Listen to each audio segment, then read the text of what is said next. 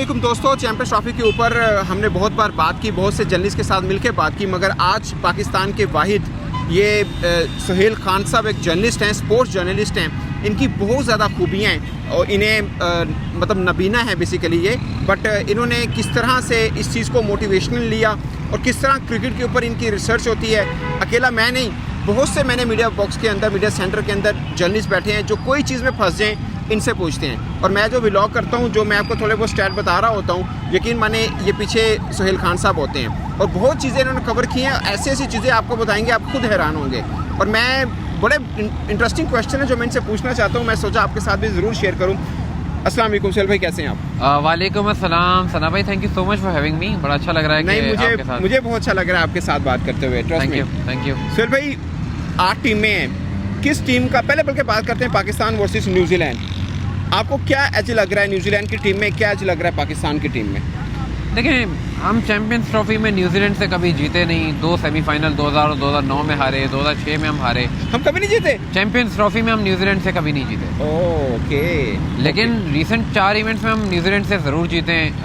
2016 के T20 world cup के बाद से जितने ऐसे इवेंट में मैच हुए वो हम जीते हैं। ओके। आप ये देखें कि जिस टीम की 5 खिलाड़ियों की बैटिंग एवरेज 40 से ज़्यादा हो, 5 खिलाड़ियों का स्ट्राइक रेट 95 से ज्यादा हो, उसको पाकिस्तान के ऊपर ऐश तो बहुत ज्यादा हो। ये न्यूजीलैंड का है, 5 की एवरेज 40 से ऊपर है। बिल्कुल है। और 90 प्लस उनका स्ट्राइक रेट है। 95 प्लस ये देखें ना, तो इतनी उनकी कंसिस्टेंसी रही है। फिर वो पाकिस्तान कंडीशन से इतना हमआहंग हो चुके हैं इस वक्त। तो मुझे ऐसा लगता है कि पाकिस्तान, वही वाली बात है कि जो एक होता है ना, आईसीसी इवेंट्स में पाकिस्तान के दिन आ जाते हैं और हम दिनों पे कुछ आउट ट्रॉफी तो वे जाके कर देते हैं। जी। वो कर दें तो कर दें, वरना ऑन पेपर पाकिस्तान के प्लेयर्स में कैपेबिलिटी तो ज़रूर है। हाँ, कि बाबर परफॉर्म कर दे। सर, आपने बताया उनके 5 प्लेयर हैं, हमारे कितने प्लेयर हैं जिनकी 90 प्लस स्ट्राइक रेट भी है और 40 प्लस एवरेज भी है? देखें, अगर मैं बात करूँ तो सिर्फ फ़खर जमान और आगा सलमान ही ऐसे प्लेयर्स हैं जिनकी एवरेज 40 प्लस है और स्ट्राइक रेट 90 प्लस है। अच्छा, बाबर भी नहीं आता है इसमें? बाबर भी नहीं। एवरेज तो उनकी बहुत अच्छी है, no doubt, but strike rate उनका जस्ट 88 है। 88 है। ओके, वाओ, सही है। तो उनकी बॉलिंग लाइनअप आपको क्या नज़र आ रही है न्यूजीलैंड की इस वक्त? हाँ, यहाँ थोड़ा पाकिस्तान को एक फ़ायदा हो सकता है कि लॉकी फर्गुसन भी जा चुके हैं जी, और उसके साथ साथ बेन सीयर्स भी जा चुके हैं, तो मैट हेनरी पर बहुत ज़्यादा समझे जिम्मेदारी होगी। उसके साथ साथ विलियम अरॉग हैं और उसके साथ साथ उनके पास स्पिनर्स हैं बहुत अच्छे। जी। तो स्पिनर्स अपना काम बखूबी कर सकते हैं। सेंटर देखें सना भाई, 2015 से अब तक अगर आप देखें ना, आईसीसी इवेंट्स में न्यूजीलैंड ने बड़ा कमाल किया है। लेकिन उससे ज़्यादा कमाल ये है कि मैकलम से विलियमसन से अब सेंटनर आ गए। लेकिन कंसिस्टेंसी ऑफ परफॉर्मेंस, कितने यंगस्टर आ रहे हैं, उनके कितने खिलाड़ी उनका नेचुरल कॉन्ट्रैक्ट छोड़ दे चुके हैं, लेकिन उसके बावजूद उनकी टीम जिस तरह परफॉर्म करती है ना, वो बहुत कमाल है। मेरे लिए New Zealand is one of the most favourite team in the champions trophy. सही है। अच्छा, बहुत से गैर मुल्की क्रिकेटर्स, पाकिस्तानी क्रिकेटर्स जब प्रेस कॉन्फ्रेंस में आते हैं या वैसे ये कवर कर रहे होते हैं, इनके साथ वो किस तरह से मिलते हैं उस पर हम ज़रूर आएंगे। इन्होंने एक इंटरेस्टिंग फैक्ट मुझे बताया था, मैं पहले वो आपके साथ शेयर कर लूँ। आपने फर्स्ट क्लास किसी इंडियन क्रिकेटर की बात की थी, अभी करंट के क्रिकेटर हैं, पुराने नहीं हैं। ये आप अजिंक्य रहाणे के बारे में कुछ बता? जी, मैं आपको ये बता रहा था कि अजिंक्य रहाणे को तो सब जानते हैं और सब ये भी जानते हैं कि इंडिया की टीम तो कभी पाकिस्तान आई नहीं है जी। और अजिंक्य रहाणे जो उनका इतना बड़ा नाम है, लेकिन ये बहुत कम लोग जानते हैं कि उनका जो फर्स्ट क्लास डेब्यू हुआ है ये यहीं हुआ है जहाँ इस वक्त हम मौजूद हैं, यानी नेशनल स्टेडियम कराची। ये बेसिकली एक निसार ट्रॉफी हुआ करती थी जब अच्छे टर्म से इंडिया पाकिस्तान के। तो ये होता ये था कि दोनों टीमों की डोमेस्टिक चैंपियंस का मैच हुआ करता था। तो उसमें जब मैच हुआ कराची वर्सेस मुंबई, तो मुंबई की टीम जो है वो यहाँ आई कराची खेलने के लिए। तो उसमें अजिंक्य रहाणे बिल्कुल नए से डेब्यू कर रहे थे और उन्होंने डेब्यू पे 100 बनाया था।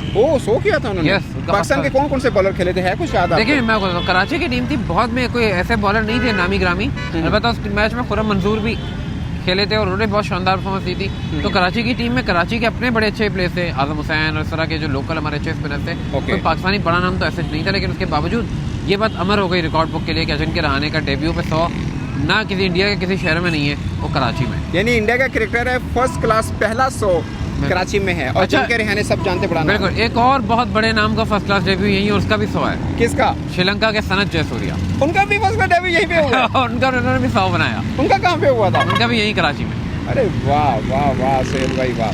सुहेल भाई, आपको ओवरऑल चैंपियंस ट्रॉफी में सबसे बैलेंस टीम कौन सी लगती है? लोग कहते हैं इंडिया तगड़ी है, इंडिया की क्या स्ट्रेंथ आपको फील होती है?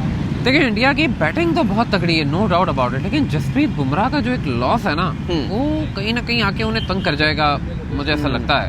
टीम तो तगड़ी है नो डाउट, उनके पास आप देखेंगे इस वक्त अगर जो है वो दुनिया में 4 ऐसे खिलाड़ी हैं जो चैंपियंस ट्रॉफी के जितने भी स्क्वाड से जिन खिलाड़ियों की एवरेज ओवर 50 है, तो उनमें शुभमन गिल और विराट कोहली है, फिर रोहित शर्मा दोनों की ओवर 50 है, फिर एक बाबर आजम है और डेरिल मिचेल भी है। बाबर की 55 है बिल्कुल। लेकिन अब ये देखें कि रोहित शर्मा, फिर केएल राहुल, श्रेयस अय्यर, ये सब 40 प्लस की बड़ी शानदार उनकी एवरेजेस हैं, परफॉर्मेंसेस बहुत शानदार हैं। शामी लेकिन इंजरी के बहुत बाद आ रहे हैं, हर्षित राणा इतने एक्सपीरियंस नहीं है, बुमराह है नहीं। यहाँ पे देखना पड़ेगा, अगर स्पिनर्स का दिन अच्छा नहीं आया तो इंडिया को मुझे ऐसा लगता है न्यूजीलैंड भी हरा सकता है, क्योंकि अपने मुल्क में न्यूजीलैंड उनको टेस्ट सीरीज हरा कर गया है, तो कहीं ना कहीं वो चीज़ें याद आती हैं, भूलता तो कोई नहीं है ना। आपको इंडिया, पाकिस्तान और ये न्यूजीलैंड, बांग्लादेश में सबसे तगड़ी टीम कौन सी लगती है? अच्छा, मुझे बहुत अगर आप बिल्कुल ऑन पेपर की पूछेंगे तो मैं तो न्यूजीलैंड, जैसे मैंने कहा, मुझे बहुत अच्छी लग रही है न्यूजीलैंड। इंडिया, पाकिस्तान को मैं 3rd प्लेस करूंगा, लेकिन मैं पाकिस्तान के लिए वही बात करूंगा कि जब पाकिस्तान का दिन आता है ना, तो फिर आप दुनिया की कोई भी टीम ला के खड़ा कर दें। भाई 2017 की चैंपियंस ट्रॉफी के सेमीफाइनल और फाइनल में हमने इंग्लैंड और इंडिया को थ्रैश किया हुआ है, कोई सोच भी नहीं सकता था, कोई किसी के वहमो गुमान भी नहीं था। तो वो वाली चीज़ें देखें, जो लोग कहते हैं ना कि उम्मीदों की बात ना करें, माजी की बात ना करें। 1952 16 अक्टूबर पाकिस्तान ने अपना पहला टेस्ट मैच खेला, हमारे क्रिकेट ऐसे ही चली है, हम ऐसे ही जो है ना मैच जीत भी जाते हैं और हम ऐसे ही मैच हार भी जाते हैं। ओवरऑल चैंपियंस ट्रॉफी में सबसे 2 फाइनलिस्ट टीमों की बात करें, आपके नज़दीक कौन सी हैं? I feel New Zealand and south Africa.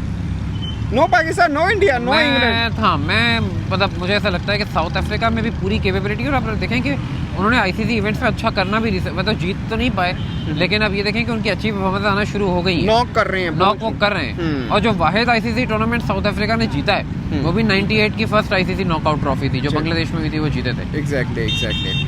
अच्छा, थोड़ा सा शेयर करेंगे, एक बल्कि मैं क्वेश्चन पूछना चाह रहा हूँ, आप हट ना होइएगा वैसे। नहीं, आप बिल्कुल पूछ सकते हैं। चल भाई, आप क्रिकेट आपने कभी देखी नहीं है, बट आप उसको कवर करते हैं, अब देख नहीं पाते, आपने कभी विजुलाइज किया लाइक बाबर आजम, विराट, आपको ऐसे सबसे बड़ा आप किस क्रिकेटर को आप फैन हैं, जिस क्रिकेटर के आप? अच्छा, मैं तो, क्योंकि मैंने जब क्रिकेट ज़्यादा देखी तो 90s वगैरह में देखी, तो मुझे तो ब्रायन लारा, मतलब मेरे बहुत फेवरेट, फिर शेन वॉर्न, फिर इंजमाम उल हक, मतलब उस दौर के प्लेयर मुझे हमेशा ही ज़्यादा अट्रैक्टिव लगते थे, क्योंकि मेरा मानना है कि उस वक्त की क्रिकेट ज़्यादा कॉम्पिटिटिव थी। और अब की क्रिकेट में आपके फेवरेट कौन से हैं? अभी अगर आप मतलब मुझसे पूछें क्या, Ken Williamson. I just love him. Ken Williamson, Jos Buttler, Joe Root, तो आप कभी विजुलाइज कर सकते हैं कि फलाने कोई शॉट खेला है, यानी आप सुन रहे होते हैं जैसे रेडियो पे होता है, आप विजुलाइज कर सकते हैं कि किसी ने क्या शॉट खेला या कौन कैसा खेल रहा है? मैं विजुलाइज एट सम एक्सटेंट करने से ज़्यादा अगर मैं ये कहूँ कि हाँ, मैं बहुत ज़्यादा उसको फील करने की कोशिश करता हूँ। अब कैसे आप जैसे मीडिया बॉक्स में आप लोग भी बैठे होते हैं, हम सब बातें हो रही हैं और ये बड़ी अच्छी बॉल हुई, तो मैं अपने अंदर ही उस चीज़ को फील करने की कोशिश करता हूँ।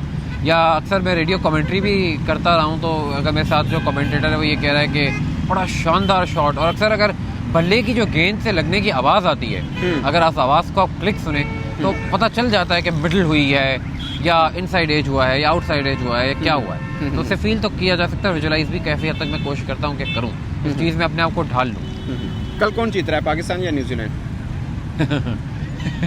वेरी इंटरेस्टिंग, आपने ऐसा सवाल किया है कि चैंपियंस ट्रॉफी में हम न्यूजीलैंड से कभी जीते नहीं, आखिरी 4 आईसीसी इवेंट्स में वो हमसे कभी जीते नहीं, तो कल एक चीज़ तो बदल जाएगी या ये देखना पड़ेगा क्या। अगर ऑन पेपर जाऊं तो जाहिर सी बात है, देखिए मैं तो यही कहूँगा कि न्यूजीलैंड, लेकिन थोड़ा सा मुझे पाकिस्तान का वही बात है कि फ्लूक का इंतजार है कि फ्लूक मुझे लग जाता है, लग जाएगा फ्लूक। सही। अच्छा, आप मुझे कुछ शेयर करेंगे 1-2 क्रिकेटर्स की एग्जांपल जो आपके पास है? आपने बात की थी कॉन्ट्री एम्ब्रोस की, आपके पास है, उन्होंने क्या कहा, और जो क्रिकेटर्स आपको मिलते हैं किस तरह से मिलते हैं? देखिए, मैं कर्टली एम्ब्रोज ने जब जो है वो मुझसे बात की थी, तो इत्तेफाक से मैंने उनका एक एक्सक्लूसिव इंटरव्यू किया था, और एक्सक्लूसिव इंटरव्यू मुझसे बहुत मुतासिर हुए स्टैट्स, तो उनकी 405 विकेटें, फिर उनके बड़े मेमोरेबल स्पेल, ये वो काफ़ी ज़्यादा डिटेल डिस्कशन हुई। तो जब उन्होंने जो है ना वो मेरे कंधे पे हाथ रखा, तो उन्होंने मुझे इतना कहा था कि बॉर्न इन रॉन्ग कंट्री, और उन्होंने मुझे ये कहा कि अगर आप मतलब पड़ोसी मुल्क में पैदा होते तो आपकी भारत में पैदा होते शायद आपकी बहुत ज़्यादा रिस्पेक्ट होती, यही आप इंडिया में पैदा होते ज़्यादा रिस्पेक्ट होती है, यहाँ पे भी आपके नहीं रिस्पेक्ट बहुत ज़्यादा। मैं अपने पहले तो ये क्लियर करूँगा, इसका कतई ये मकसद नहीं है, नहीं मैं समझ गया, सही है उनको, क्योंकि इंडिया में क्रिकेट को बहुत पसंद किया जाता है। यहाँ मैं अपने तमाम सीनियर स्पोर्ट्स जर्नलिस्टों का, पाकिस्तान क्रिकेट बोर्ड का, ये जितने मेरे साथ के क्रिकेटर्स हैं पाकिस्तान के, उनका इन्होंने मुझे बहुत सपोर्ट किया है इस किसी फील्ड और में। क्रिकेटर का शेयर करेंगे जो आपसे मिले तो? हाँ, बहुत से किस्से, लेकिन मैं आपको बताऊं कि पेशावर ज़ल्मी की टीम जब आई हुई थी तो मुझे कामरान अकबल के साथ मौका मिला, तो उन्होंने मुझे हाशिम आमला वगैरह से मिलवाया था। ओके। उसके साथ टॉम बेंटन आए थे, लियाम लिविंगस्टन आए थे, ओके। कार्लोस ब्राथवेट आए थे। इन सबसे जब मुलाकात हुई थी तो फिर जो है वो उन्होंने मुझे कहा था कि हाशिम, उन्होंने बड़ी बड़ी बड़ी, क्योंकि मैं उनके बारे में बड़े यूनिक रिकॉर्ड्स पढ़ा था। इसी तरह अंपायर साइमन टॉफल, उनका मैंने एक एक्सक्लूसिव किया था। अच्छा, इसी तरह इंजमाम भाई का मैं, क्योंकि यूट्यूब के हवाले से उनका एक मशवरा दे रहा था, मेरा बड़ा मेमोरेबल वाक़या है। तो मैंने इंजी भाई को एक मशवरा दिया, इंजी भाई आपके टेस्ट कैरियर का अख्तिताम हुआ था, 12 अक्टूबर करीब है, तो आपने इस पर मेमोरेबल एक वीडियो बनाए। तो इंजी भाई ने कहा ये वीडियो मेरे साथ कोई करे, तो मैंने इंजी भाई से कहा कि आपके किसी पुराने सीनियर जर्नलिस्ट को लाइन अप करता हूँ, तो उन्होंने कहा नहीं आप खुद ही कर दें। हाँ। तो फिर मैंने वो इंजी भाई का एक बड़ा मेमोरेबल उनके साथ उन्हीं के यूट्यूब चैनल पे शो किया था। बाकी तो फिर शाहिद आफरीदी हो, यूनुस खान हो, बाबर आजम हो, सबने बड़ा प्यार दिया है सबके। मैं बड़ा मतलब कह लगे कोई ऐसा कैरेक्टर जिससे मिलने की आपकी हो कि यार मिलूं मैं उससे, आपको है ऐसा कोई कैरेक्टर? हाँ, मतलब अभी प्लेयर्स तो मुझे रिग्रेट है ज़िंदगी में, जो हमेशा के लिए अमर रिग्रेट रहेगा, मैं शेन वॉर्न से नहीं मिल सका। और मुझे आज तक वो शायद ताहयात रिग्रेट है कि नहीं मिल पाऊंगा। अलबत्ता मिलने की जहाँ तक बात है तो मैं ज़रूर चाहूँगा कि मुझे केन विलियमसन जैसे यहाँ अभी भी क्योंकि मौजूद हैं, उनसे अगर मौका मिला तो मैं ज़रूर चाहूँगा कि तफसीली मुलाकात हो, या कभी ब्रायन लारा या ग्लेन मैकग्रा आ जाएँ तो मैं ज़रूर चाहूँगा कि उनसे मेरी तफसीली मुलाकात हो। सही है। तो दोस्तों, ये सुहेल खान साहब में मेरे दोस्त हैं, बल्कि सीनियर हैं, बड़ा कुछ हम इनके साथ बैठ के सीखते हैं। और ट्रस्ट में इनसे बात करने के बाद ना अपने आप पे बड़ा ही गुस्सा आता है कि यार एक बंदा जो देख नहीं पाता बट सब सुन के अपने स्टैट को इतने क्लियर किए हुए हैं। मतलब जो चीज़ें मैं यहाँ, जितने जर्नलिस्ट हैं, बहुत कम से कम 100 जर्नलिस्ट होगा जो कराची में यहाँ पे है और मैच को कवर करेगा, कोई एक में इतना दम नहीं इनके साथ बैठ के स्टैट के ऊपर बात कर सके। ये मैं आपको पूरे भरोसे से कह सकता हूँ। किसी, क्योंकि मेरे सामने की बात है, मैं अकेला नहीं इनसे पूछता, बहुत से लोग आते हैं इनसे चीज़ें पूछते हैं। कहीं कोई मसला हो जाए इन्हीं को आवाज़ चल रही होती है। सुहेल भाई ये बताइएगा, सब कुछ इनके पास होता है, तो ये जीती जागती एक ज़िंदा किताब है जिनसे हम सब बहुत फ़ायदा उठाते हैं और इनकी मेहरबानी ये हमें जिन्हों के बेनिफिट देते भी हैं। बाकी हम इन्हें भी बेस्ट ऑफ लक कहेंगे, इन्होंने मुझे बेस्ट ऑफ लक कहा। नहीं, थैंक यू सो मच सना भाई, प्लेजर, आपके साथ बड़ा मज़ा आया बात करके। नहीं, मुझे बहुत अच्छा लगा। अच्छा, यकीन माने मैंने इनसे अस्सलाम वालेकुम कहा तो ज़ाहिर है देख नहीं पाते, मुझे कहते सना कैसे हो तुम। मैं बड़ा हैरान हुआ, कहते मैं सुन के ही पहचान लिया कि तुम सनाउल्लाह हो। तो मुझे बहुत अच्छा लगा, मतलब कि मेरी सुहेल भाई को मैं बहुत अच्छे से जानता हूँ, बट मेरी मीटिंग नहीं हो पाई क्योंकि मेरा कराची में जो पहला मैच मैंने कवर किया, मेरे लाइफ का भी पहला मैच वही था।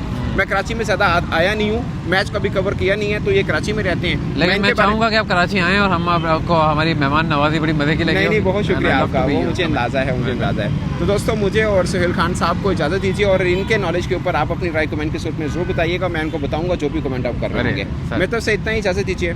अल्लाह हाफिज़।